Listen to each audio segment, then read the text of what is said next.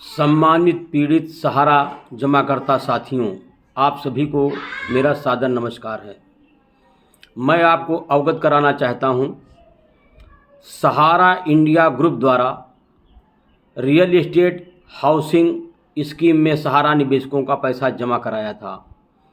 उसके पश्चात उस पैसे का कन्वर्जन सहारा क्यूसाब में कर दिया गया।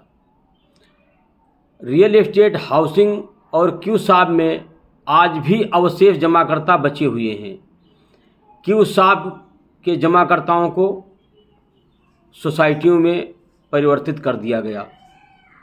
जिन लोगों ने परिवर्तन नहीं कराया था वो आज भी रियल एस्टेट हाउसिंग और क्यूसाब के जमाकर्ता ही बचे हुए हैं।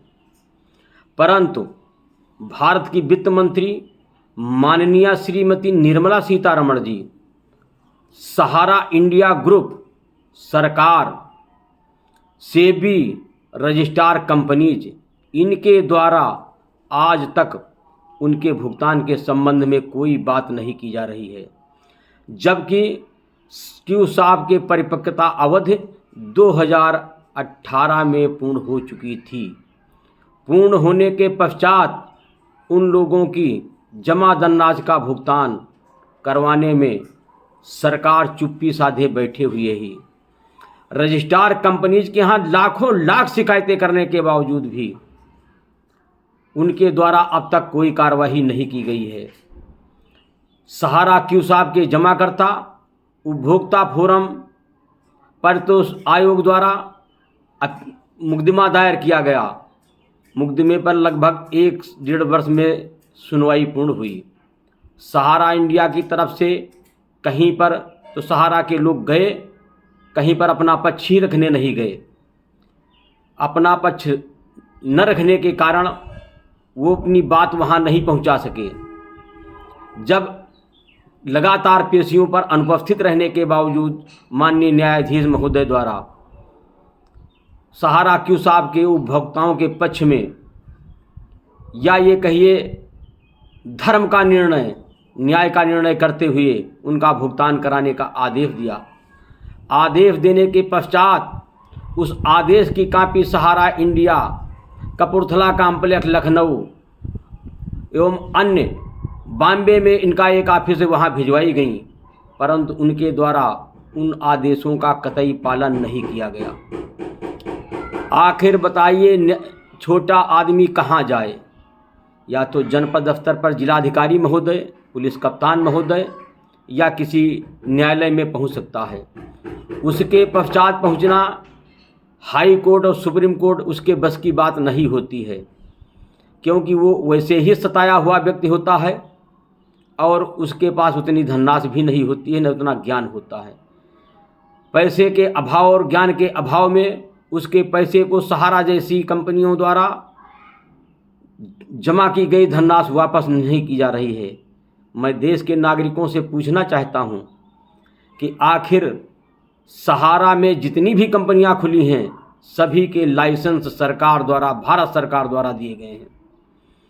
चाहे सोसाइटियां हों, चाहे सहारा क्यूसाब कंपनी हो, चाहे रियल एस्टेट हो, हाउसिंग हो, परंतु जमा करने के पश्चात सेबी द्वारा तो उन पर कुछ कार्रवाई की गई, जिससे उसमें जमा निवेशकों की धनराशि इनसे ज़बरदस्ती 25,000 करोड़ रुपए जमा कराई, परंतु रजिस्ट्रार कंपनीज और सीआरसी द्वारा इनके प्रति कोई कार्रवाई नहीं की गई, जबकि इन संस्थाओं द्वारा प्रत्येक वर्ष ऑडिट किया गया है और प्रत्येक वर्ष निरीक्षण भी किया गया है।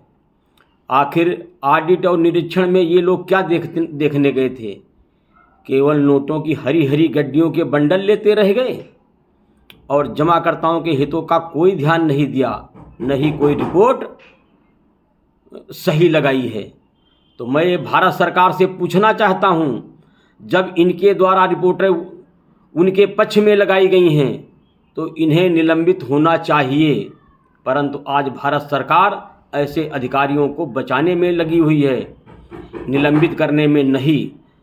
क्यूसाब की प्रबंध निदेशक सुब्रत राय सहारा की पत्नी स्वप्ना राय सहारा, ओपी श्रीवास्तव, डीके श्रीवास्तव, करुणेश अवस्थी आदि लोग हैं, उन पर एफआईआरें दर्ज हैं, परंतु एफआईआरों पर भी कोई कार्रवाई और गिरफ्तारी नहीं हुई है। 420 का मुकदमा, 406 का मुकदमा जनपद सीतापुर में दर्ज है, फिर भी कोई अब तक कार्रवाई न होना, यह माना जाता है कि सरकार पूंजीपतियों के साथ में खड़ी है। यदि अगर कार्रवाई हुई होती तो लोगों का विश्वास और बढ़ता, विश्वास में एक आत्मबल मिलता, जिससे सहारा जैसे लोगों से लड़ाई लड़ी जा सकती थी। परंतु सरकार द्वारा साथ न देने के कारण सभी पीड़ित जमाकर्ता मायूस नज़र आ रहे हैं। मैं आप लोगों के सामने यह दावा रखना चाहता हूं कि जिन लोगों द्वारा, चाहे महिला हो या पुरुष, मजदूरी करके, शौचालय साफ करके, जूठे बर्तन साफ करके, खाना बना करके, सड़क के किनारे ठेला लगा करके, छोटी छोटी नौकरियां करके सुब्रत राय सहारा के झांसे में आ गए और पैसा जमा कर दिया। आज क्यों साहब का 2018 में जमा धनराशि पूर्ण हो गई थी और भुगतान नहीं किया गया। लगातार शिकायतें की गईं, आखिर वो शिकायतें कहाँ चली गईं? कौन सा ऐसा कुंड है जहाँ जा कर के इनकी वापसी नहीं होती है? जबकि किसी भी विभाग में कोई शिकायत या पत्राचार करो, उसका जवाब भी दिया जाता है, परंतु इनके द्वारा कोई जवाब न दे करके यह संदेश व्यक्त कर रहा है कि सरकार और ऊपर के लोग सुब्रत राय सहारा की कंपनियों के साथ में खड़े हैं। सुब्रत राय सहारा तो नहीं रहे, परंतु उनके लड़के मैसेडोनिया में निवास करते हैं, उनकी पत्नी मैसेडोनिया में निवास कर रही हैं। आखिर सरकार इनकी परिसंपत्तियों को क्यों नहीं अपने अधीन कर रही है? आखिर इनको क्यों नहीं बेच रही है? आखिर उनको वहाँ से सब कुछ तहस नहस करने का मौका क्यों दे रही है? सरकार को चाहिए कि इनका संपत्तियों को तुरंत अपने अधीन लेकर के नीलामी स्टार्ट करे और गरीब जमा निवेशकों का पैसा वापस करवाने में सहयोग करें। जय हिंद, जय भारत, जय जवान, जय किसान।